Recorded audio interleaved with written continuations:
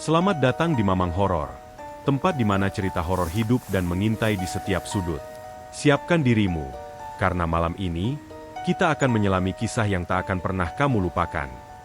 Pernahkah kamu mendengar jeritan yang tak berasal dari tenggorokan manusia? Atau melihat mata yang menatapmu, dari balik mesin pabrik yang telah berhenti beroperasi bertahun-tahun lalu? Bayangkan, seorang ibu muda masuk kerja demi menyelamatkan keluarganya dari utang, namun yang ia temukan bukan gaji, melainkan ritual darah dan hilangnya nyawa. Malam ini, kita buka pintu ke sebuah dunia yang tersembunyi, di mana nyawa bukan lagi harga tertinggi, tapi syarat utama. Apa yang terjadi jika tempatmu mencari nafkah justru sedang menunggumu menjadi tumbal?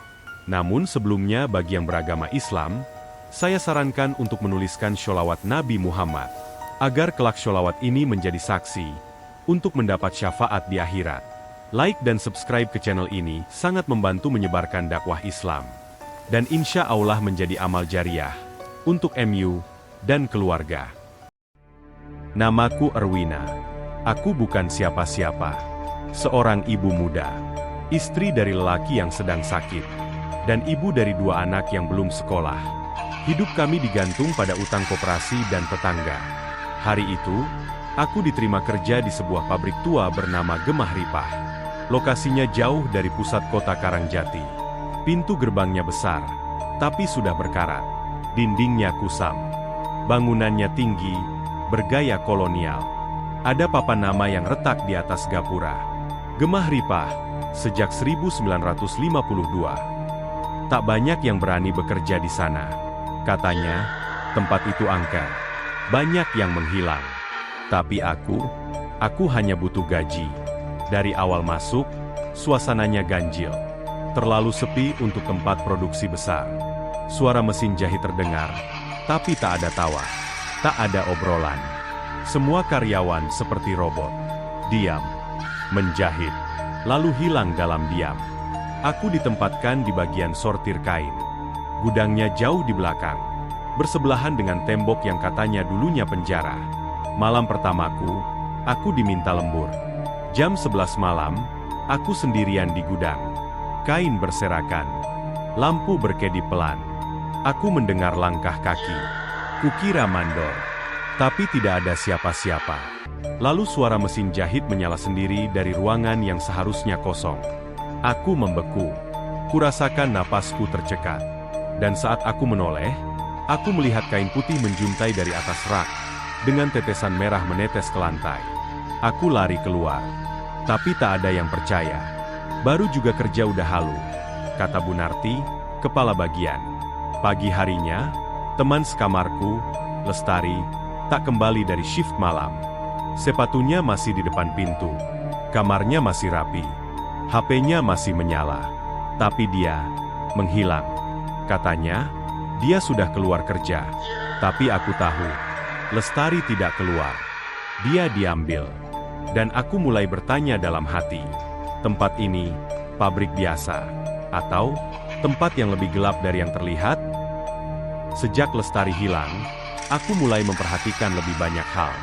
Dan yang kutemukan, justru membuat dadaku sesak setiap kali melewati lorong pabrik itu. Tiap minggu, selalu ada wajah baru. Gadis muda, lelaki paruh baya, bahkan ibu menyusui. Mereka datang, diberi seragam, masuk ke shift malam. Dan dalam hitungan hari, mereka lenyap. Tak ada perpisahan. Tak ada pemberitahuan. Dan tak satu pun nama mereka tercantum di daftar pegawai tetap. Aku mencoba bertanya. Tapi jawabannya selalu sama. Mungkin kabur. Gak kuat kerja. Tugasmu cuma kerja. Jangan kepo. Tapi siapapun yang mulai bertanya, tak lama kemudian ikut hilang.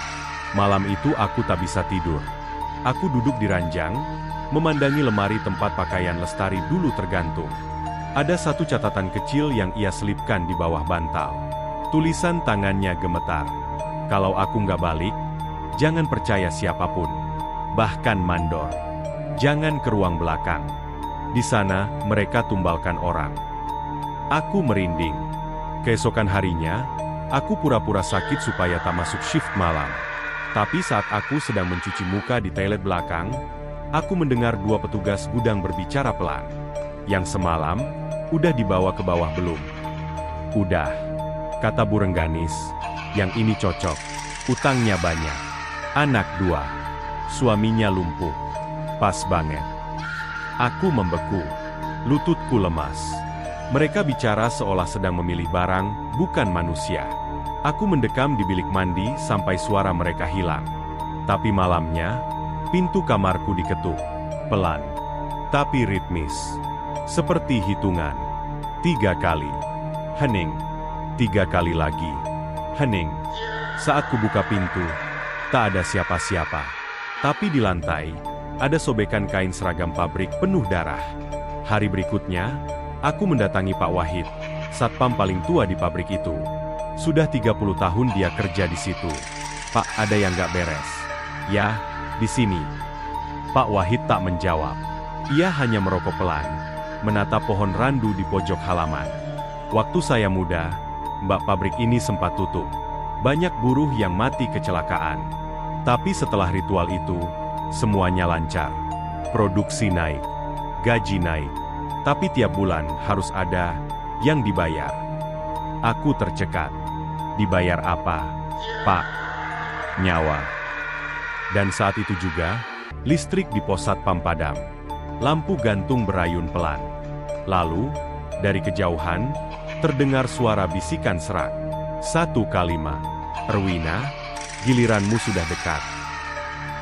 3 hari setelah percakapan dengan Pak Wahid, ia menghilang. Pagi-pagi, pos satpamnya kosong. Rokoknya masih menyala. Tapi orangnya tak pernah kembali. Katanya, pulang kampung. Tapi aku tak percaya. Hari itu juga, aku menemukan sesuatu. Di belakang gudang penyimpanan, ada satu pintu tua berbesi. Selalu terkunci. Tapi sore itu, pintu itu terbuka sedikit. Seperti sengaja tak dirapatkan. Aku melangkah pelan. Bau anyir langsung menyeruak dari dalam. Tangga batu menurun tajam ke bawah. Dindingnya lembab. Ada bercak-bercak gelap di sepanjang tembok. Semakin ke bawah, udara semakin dingin. Hening. Hanya ada suara detak jantungku sendiri yang berdebar keras. Dan di ujung lorong, ada sebuah ruangan batu. Cahaya lampu redup menyinari altar batu tua. Dikelilingi kain putih, bunga melati, dan sesajen. Di tengah ruangan, ada bangku panjang. Dan seorang wanita tua duduk menghadap altar.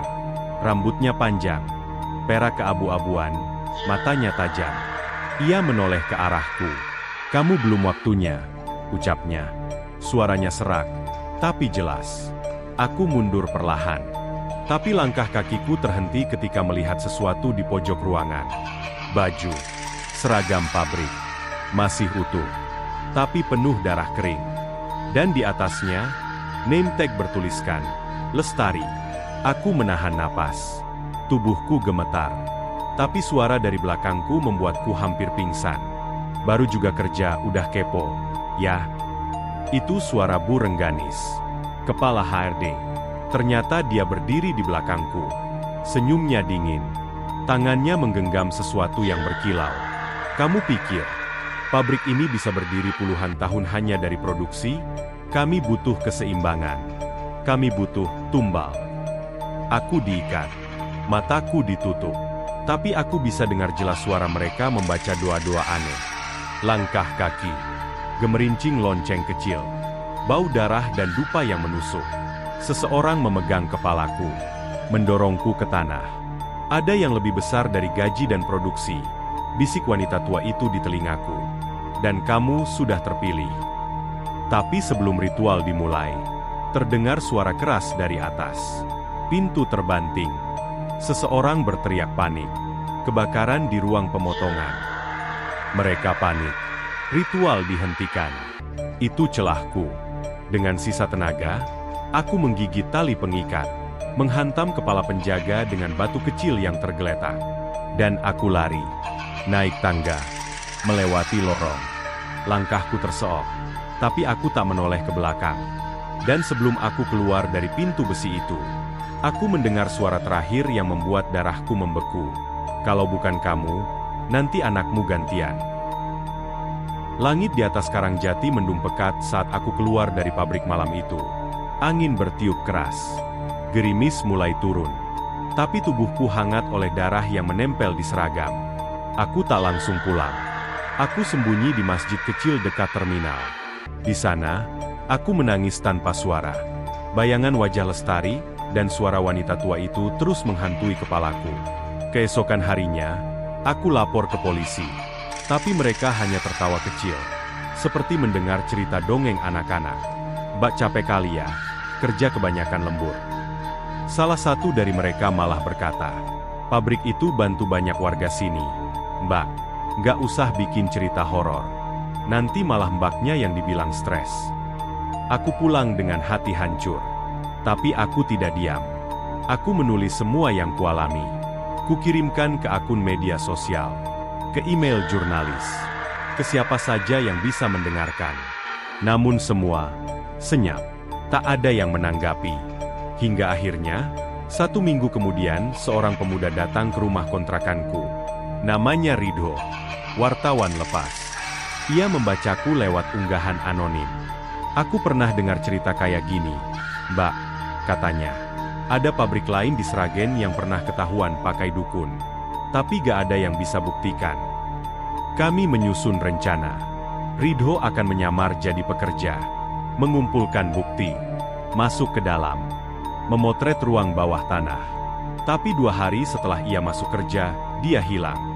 Nomornya tak aktif. Kontrak rumahnya kosong.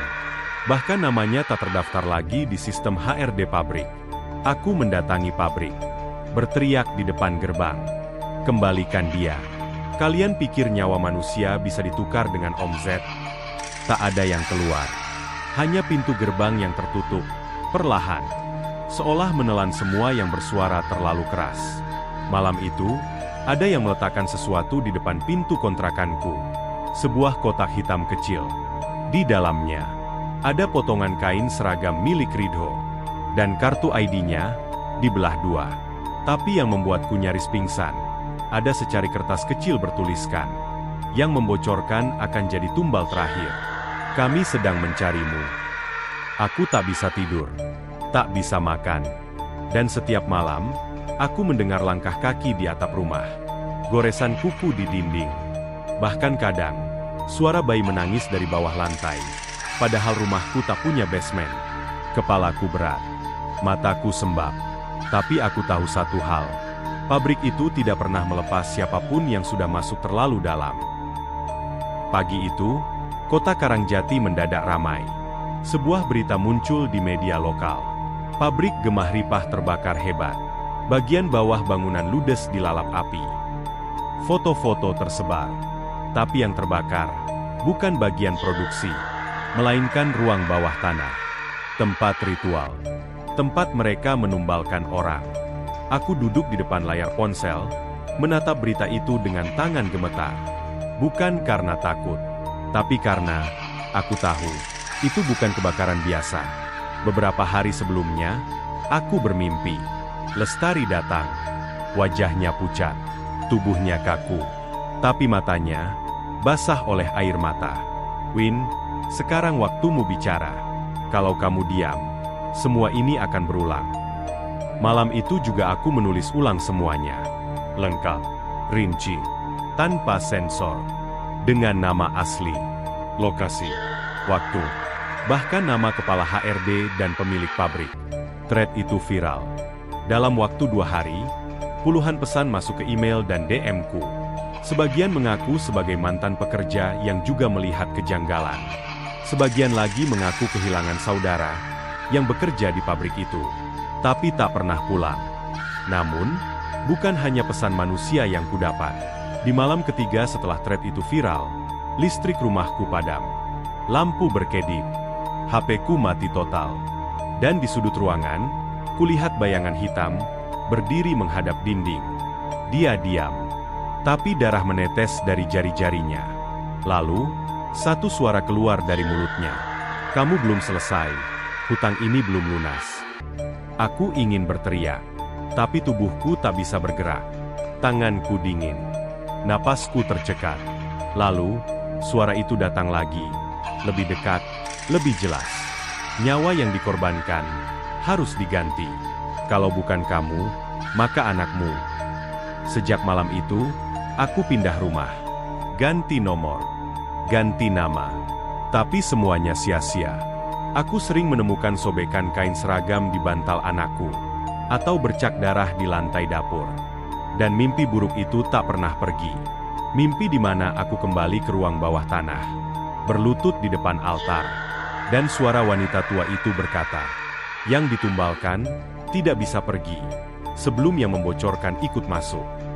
Kini, setiap pagi aku bangun dengan tubuh pegal, dan di cermin, sering ada bekas tangan kotor menempel di leherku. Aku tahu, Gemah Ripah mungkin sudah terbakar, tapi yang menjaganya tidak pernah benar-benar mati. Karena pabrik itu bukan sekadar tempat kerja, itu tempat iblis berdagang. Dan harga yang mereka minta bukan uang, tapi nyawa.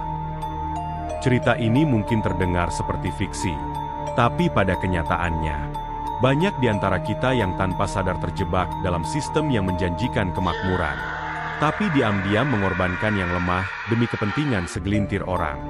Pabrik Gemah Ripah hanyalah simbol. Simbol dari keserakahan. Simbol dari dunia yang rela menukar nurani demi keuntungan sesaat. Dan dari semua itu, kita diajak untuk kembali bertanya, apakah rezeki yang datang benar-benar berkah? Ataukah ada nyawa lain yang jadi tumbal untuk rezeki kita? Dalam Al-Quran, Allah memperingatkan dengan sangat jelas.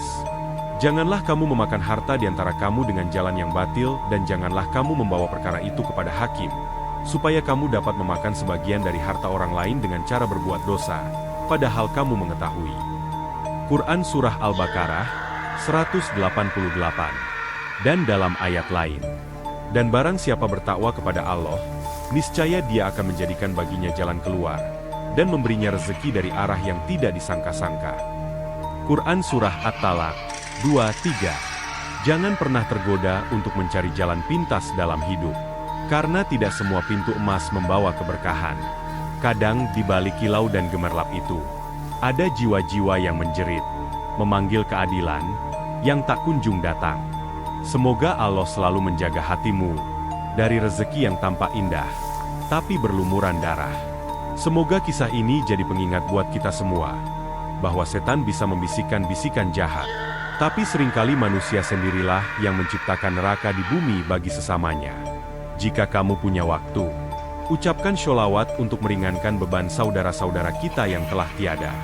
Dan semoga cerita ini jadi cermin agar kita lebih berhati dalam berkata, dan lebih dalam memahami.